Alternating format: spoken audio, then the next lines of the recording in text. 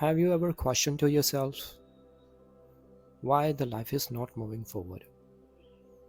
Why it feels like we are still there? We want to work for our future. We want to grow in our life.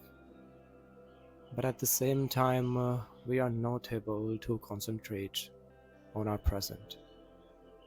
Nor we can think about what we can do to make our life better. We have things to do. We have responsibilities to fulfill. We have skills to learn. We have our careers, we have our relationships, but still we feel like we are not present for any single thing. You know what? Why does it feel like?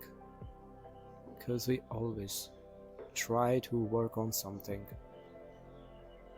that we really need to work, but without resolving something that we really need to resolve first.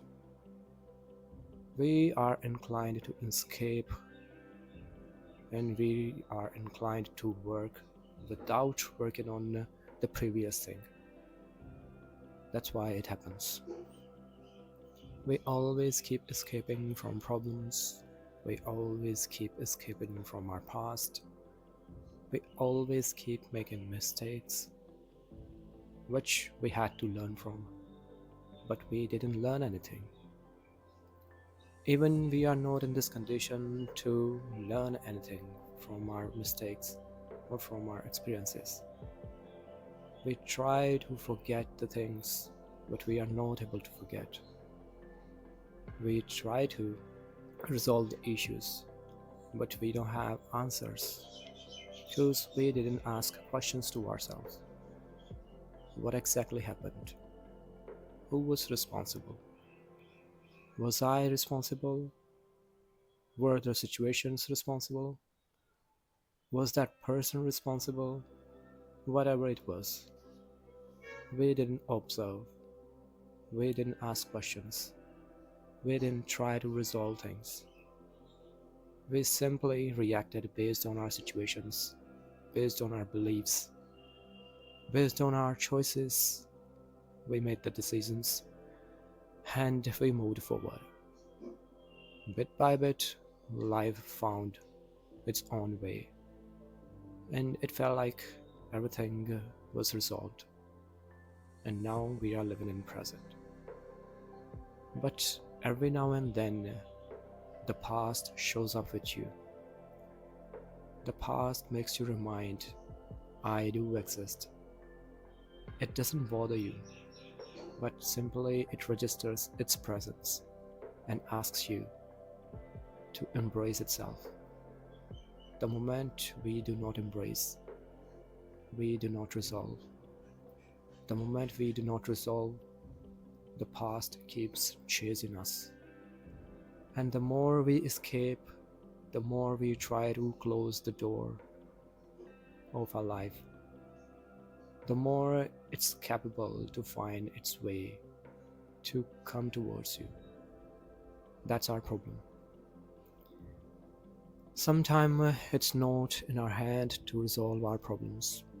Sometimes things just happen that were not in our control, and we were compelled to make the decisions and move forward by leaving peoples behind, by leaving jobs behind, careers behind. It happens just because of we were just simply were bound to be in those situations. Sometimes people are not able to connect with us the way we connect ourselves.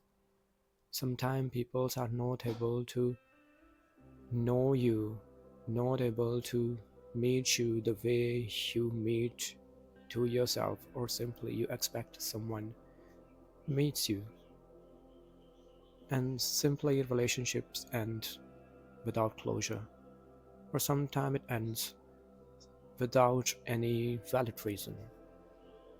In these situations, we simply can say that it is what it is, especially if we tried harder to save the relationship, especially if we did everything to get through that situation in a positive way, but simply we had to leave that thing, leave that person behind. Simply we have to expect that there was no place of closure. We have to decide, we have to define that was the closer we could get. Sometimes acceptance is a form of closure. Sometimes comfortability with that kind of closure, with that kind of unanswered questions, it automatically becomes a closure. But in rest of the scenarios, what exactly we do? We keep escaping. Like, we had our problem with our bosses. We had a problem by staying on specific job. We have a problem that we are not focused, and we still are looking for something what is really for us. And without giving enough time to things, without sticking with that specific thing, how will we find what is for us? That's what we do. And we keep repeating the same kind of pattern.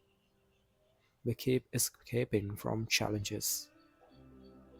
We keep always finding the comfort with joyfulness, with something that really pays us well, and still we expect growth. But growth doesn't happen in that way. Success doesn't come up in that way. It doesn't show up with random person. It shows up who is worthy. It shows up who is willing to accept the discomfort, who takes the risks, who tries new things, who gives time to things to flourish, and simply who allows imperfection in his journey, faces challenges, works on problem. Regardless of his feeling, that person feels it's okay, I should keep going in this journey. Things will happen. Nature will show up. The person who literally enjoys the journey attracts the results. The person who connects with outcome, that person simply shares its 50% of its energy with outcome rather than its journey. It's a different kind of thing. But what I'm saying, I'm just saying, the moment we resolve the problem, we work on things, we give proper time, and we try to break the pattern from our past, then life moves forward. Then the situation changes. Then we start working on another things. Then it feels like life is moving. But if we keep repeating the same kind of mistakes without learning, without even considering we should learn, life will never gonna change. The more we try, the more we again confront with the same kind of situation, and it will keep happening. We can try these things throughout the whole life, but the life can't change in this way. To change the life, first of all, we should embrace our past. We should work on our past mistakes, experiences.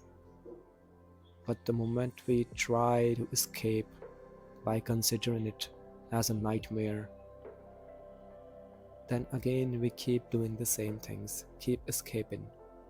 Escape is not a solution. Confronting is not a solution.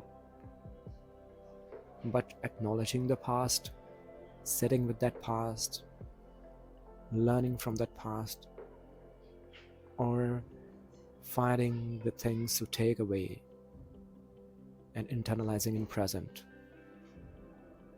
then life changes. past is like a friend we don't need to visit to. It automatically visits, and it deserves the revereness. Without honor, without respect, it will make you pay for this. And you have to pay for this, what you did in your past. In a nutshell, what I want to say, acknowledge the past, embrace it the way it is. Be comfortable with your mistakes, what you did. Be comfortable if you hurt people. Be comfortable if you made the wrong choices. We are human. We are the part of nature. We are the nature, but we are in this human form, and we have our own limits. We are the embodiment of mistakes, and mistakes make us perfect. And the perfection exists in imperfection that ensues after making mistakes and learning from mistakes. And that's what we are. We can't be perfect, we can't be sent, but all we can do, we can keep chasing that kind of imperfection that allows us to thrive, and that conduits the real growth. So it's rational to sit with the past. It's rational to acknowledge that past. Even it's rational to feel emotional, to cry in that past. And it's rational to simply let that past go once the meeting gets completed, rather than just holding that past in your head, because the life exists in present, and we should revere the life more than revere the past. And that kind of reverence comes up transient for past, but it's permanent for present. And therefore I say, acknowledge the past, live with past. Love to your past, but don't get attached to your past. And that's what I do, and I'm learning, and what I'm observing, I'm trying to share with you. And I hope we all will be able to move forward in our life in a true way. And in this way, we'll be nurturing something, attracting new communities, new projects, new way of serving the people. We'll be attracting beautiful relationships and making the most of our life. With this beautiful thought, bring the smiles on everyone's face. Make the world a better place to live. That's all I've got to say about this. Signing off, Vivek Kumar, your buddy. Bye bye.